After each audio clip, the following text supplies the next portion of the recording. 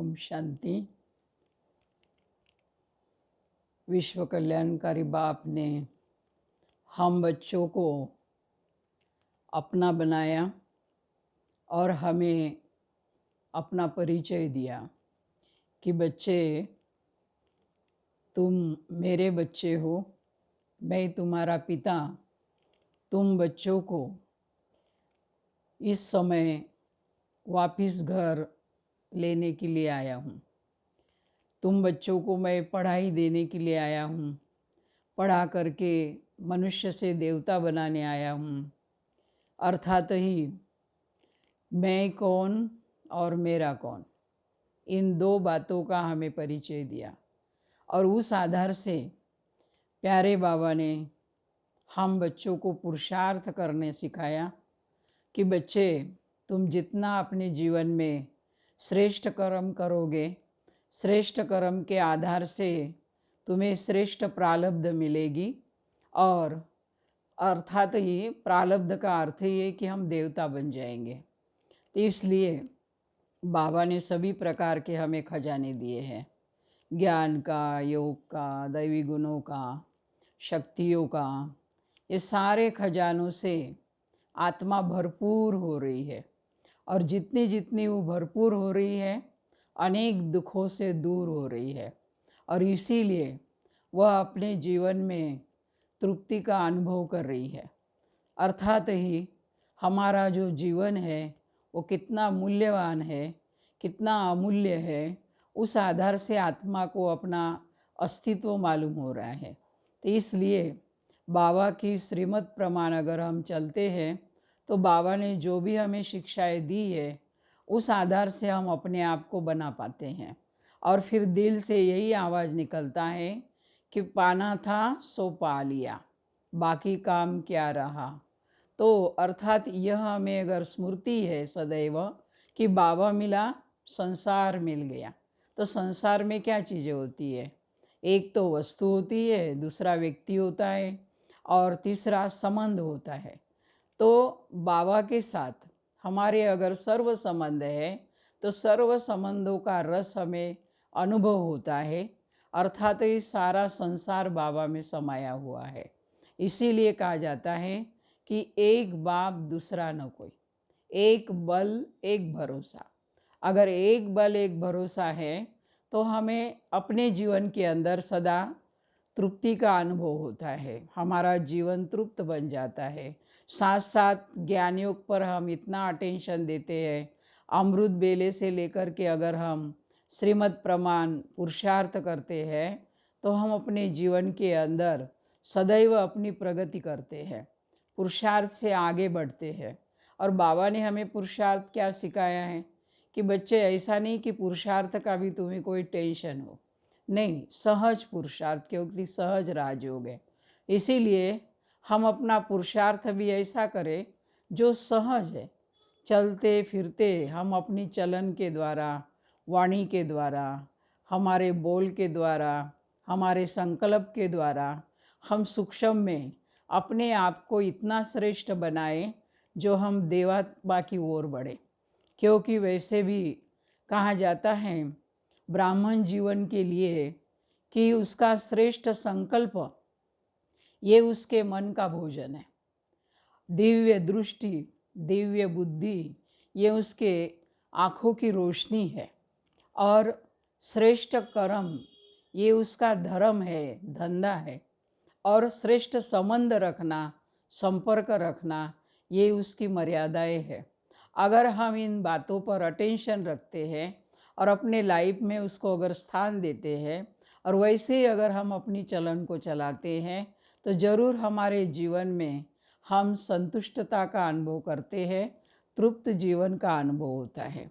क्योंकि ब्राह्मण जीवन के अंदर ऐसी कोई भी अप्राप्त वस्तु नहीं है कि जो हमें उसके लिए बहुत मेहनत करनी पड़े, भटकना पड़े और फिर हम असंतुष्ट हो जाए। नहीं, बाबा ने इतनी सारी चीज़ें हमको दी है, स्थूल वैभव भी दिया है और सूक्ष्म शक्तियाँ भी दी हैं, सभी बातों से हमें भरपूर किया हुआ है। इसीलिए हम अपने जीवन के अंदर कोई भी बात में असंतुष्ट न रहे। अगर कोई ऐसी असंतुष्टता की बात है तो उसको चेक करके, पुरुषार्थ करके हम संतुष्टता की ओर बढ़े। क्योंकि जब तक मनुष्य आत्मा अपने जीवन के अंदर आनंद, प्रेम, सुख, शांति का अनुभव नहीं करता है, तब तक अपने जीवन में वो तृप्त जीवन का भी अनुभव नहीं कर सकता है। इसीलिए ये परमात्मा की दी हुई देन कहो या वरदान की शक्ति कहो, जो हम बच्चों को मिली हुई है, उसको हमने यूज करना चाहिए। क्योंकि कहते हैं वरदान में इतनी पावर होती है कि वो सागर को भी शाही बना देता है या अंगार को भी पानी बना देता है। कहते हैं ना कि देखो आज भी हम देखते हैं दुनिया में सागर को इधर उधर से सुखा करके वहाँ मकान बनाते हैं, लेकिन सागर कोई समाप्त तो नहीं होता है, सागर आखिर सागर है। उसी प्रकार प्यारे बाबा से हमने सर्व खजाने प्राप्त किए हुए हैं। आत्मा अगर भरपूर बन गई है, उसकी चाहत किसी और नहीं है, तो आत्मा अपने जीवन में सदा तृप्त है, सदा फ्रेश है, सदा खुश है। क्यों? क्योंकि जब तक हम स्वयं खजानों से भरपूर नहीं रहेंगे तो दूसरों को हम क्या दे पाएंगे। इसीलिए दूसरों को देना, उसमें भी आनंद समाया हुआ है और उसके लिए अपने पास होना भी जरूरी है, और तभी हम अपने जीवन में संतुष्ट रह सकते।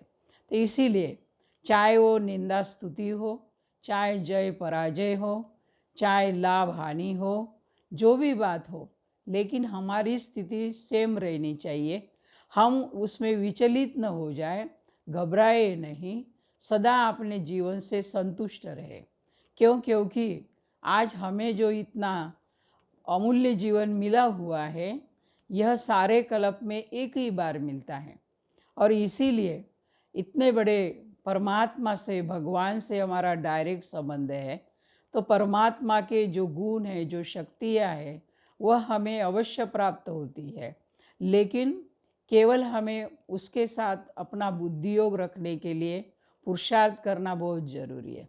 जितना जितना हम हमारा बुद्धियोग परमात्मा के साथ जुड़ाएंगे, अवश्य उसके द्वारा हमें भरपूरता का अनुभव होगा। हर बात में हम भरपूर हो जाएंगे, संतुष्ट हो जाएंगे। इसीलिए आज भी अगर कोई कहता है कि हमारा ये हिसाब किताब है, हमारा ये कर्म बंधन है, तो इससे ये सिद्ध होता है कि अभी तक उसने इतना पुरुषार्थ नहीं किया हुआ है जितना उसके कर्म बंधन को ख़त्म करने के लिए वो बात। क्योंकि बाबा भी कहता है कि बच्चे, तुम्हारे जो कर्म बंधन है वो कब ख़त्म होंगे?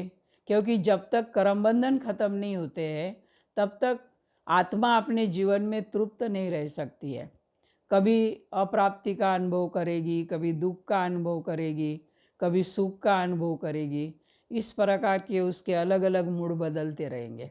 लेकिन जितनी जितनी आत्मा अपने पुरुषार्थ से संतुष्ट होती है, स्वयं से संतुष्ट होती है, उतना वो तृप्ति का अनुभव करती है। तो इसीलिए हमें जो भी मिला है, चाहे हमारे साथी मिले हैं, चाहे हमारे भाई बहन मिले हैं, जो भी कुछ मिला है, धन दौलत मिली है, स्थान मिला है, हम हर बात में संतुष्ट रहे कि जो हमारे भाग्य में है वही हमें मिला है। और हमें अपने भाग्य पर नशा रखना चाहिए, नाज रखना चाहिए कि मेरे जैसा भाग्यवान और कोई नहीं है संसार में जिसको भगवान मिल गया है। इसीलिए अगर हमें ये सदैव नशा होगा कि हम भगवान की संतान है, भगवान हमारा बाप है, सर्वशक्तिवान बाप सदैव हमारे कंबाइंड स्वरूप में साथ है, तो वो नशा हमारे जीवन में ये काम करता है कि जो हमें सदैव भरपूर अनुभव होता है, संतुष्टता का अनुभव होता है। और अपने जीवन में जो आत्मा संतुष्ट है, तृप्त है, वही दूसरी आत्माओं को भी तृप्त कर सकती है, संतुष्ट कर सकती है। इसीलिए बाबा ने दिया हुआ जो इतना सुंदर जीवन है, इसके ऊपर हमें सदैव नाज होना चाहिए। उसी प्रकार बाबा कहता है कि अपने जीवन में संतुष्ट कौन रहेगा, तृप्त कौन रहेगा? जो निरंतर एक बाबा को याद करने का पुरुषार्थ करेगा। दूसरा जो विस्तार में जाना भी जिसको आता है और फिर अपने अंदर परखना भी आता है और समाना भी आता है, वो आत्मा अपने से सदा संतुष्ट रहेगी। उसी प्रकार बाबा कहते हैं कि बच्चे, जो तुम्हें अपनी बात किसी को देनी है तो मालिक बन कर के दियो, लेकिन वो किसी ने माननी चाहिए इसकी अपेक्षा नहीं करो। उस घड़ी आप बालक बन जाओ, तो इससे क्या होगा, आप उस टाइम भी, उस परिस्थिति में भी अपने आप से संतुष्ट रहेंगे। तो ये तृप्त जीवन के सब आधार है। जब तक हम अपने जीवन के अंदर इन सभी बातों का ध्यान नहीं रखा, तब तक भले ब्राह्मण बच्चे बन गए हैं, भगवान हमें मिला हुआ है, संगम युग पर हम आए हैं, पुरुषार्थ कर रहे हैं, लेकिन फिर भी अपने जीवन के एक भरपूरता का या तृप्त जीवन का अनुभव नहीं होगा। इसीलिए बाबा कहता है कि सदैव अपने पुरुषार्थ से प्यार करो।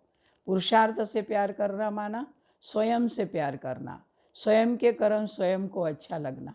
जैसे आज भी देखो, अगर हम अमृत बेले रेगुलर योग करते हैं, एक आधे दिन भी अगर अमृत बेला मिस हो गया तो कैसा लगता है। बार बार आत्मा फील करती है कि आज मेरे से ये गलती हो गई, आज मैं बाबा को अमृत बेले मिल नहीं सकी।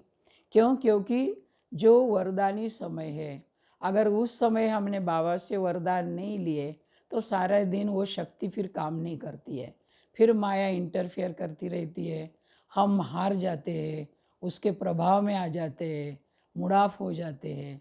इसीलिए बाबा कहता है कि बच्चे, अमृत बेले एक ही तुम्हारा इतना पावरफुल संकल्प होना चाहिए, और वो क्या है, मैं आत्मा हूँ, ये शरीर अलग है, मैंने इसको धारण किया हुआ है। जैसे वस्त्र अलग है, वस्त्र को धारण करने वाली मैं हूँ, वैसे ही आत्मा अलग हूँ और ये शरीर मेरा एक वस्त्र है जिसको मैंने धारण किया हुआ है पाठ बजाने के लिए। अगर अमृत बेले ये संकल्प अगर पहला होगा तो सारा दिन बाबा की खिंचावट अपने आप होती रहती है, अपने आप बाबा अपने तरफ खींचता है। हमें याद में मेहनत नहीं होती है, क्यों? क्योंकि बाबा का उस घड़ी वो वरदान रूप हो जाता है। तो इसीलिए वरदान की शक्ति को हमने अच्छी तरह से समझना चाहिए और उसको सेवा में लगाना चाहिए, अपने पुरुषार्थ के लिए लगाना चाहिए। अगर इस वरदान को हम सदैव याद रखेंगे तो भी हम अपने जीवन में संतुष्टता का अनुभव कर सकेंगे, तृप्ति का अनुभव कर सकेंगे। दिन ब दिन हमारे पुरुषार्थ में हम यह भी चेक करें कि आखिर मैं आत्मा कहाँ तक आगे बढ़ी हूँ, अपना योग कितना है, अपनी धारणा कितनी है, चाल चलन कैसी है, पुरुषार्थ कैसे है। अगर इसको हम चेक करते रहेंगे तो हमें ये मालूम हो जाएगा कि संपन्नता के लिए आखिर कितना समय है मेरे पास, और मैं आत्मा कहाँ तक भगवान के समीप जा रही हूँ, उसके समान बन रही हूँ। बाबा भी तो कहता है कि बच्चे, अभी साधारण रीति से चलना नहीं, लेकिन तुम्हें फरिश्ता स्वरूप में जाना है, फरिश्ता बनना है। इसीलिए जितना हमारा लक्ष्य ऊंचा होगा उतनी प्राप्ति भी ऊंची होगी, लक्षण भी ऊंचे आएंगे, और हम अपने आप से सदैव अनुभव करते रहेंगे कि मुझ आत्मा को अभी कुछ नहीं चाहिए, जो चाहिए था वो सब मिल गया है। ये अपने आप में अंदर से आवाज़ आएगी कि मैं संतुष्ट आत्मा हूँ, मैं तृप्त आत्मा हूँ। तो इसीलिए हम अपने जीवन के लिए अगर इन बातों का ध्यान रखें और संपन्नता के लिए अगर अपने जीवन में खजानों का अनुभव करते रहे, तो आत्मा निरंतर योगी बन कर के सहज पुरुषार्थ के द्वारा अपना जीवन श्रेष्ठ बना सकती है और अपने जीवन में संतुष्टता का, तृप्ति का अनुभव कर सकती है।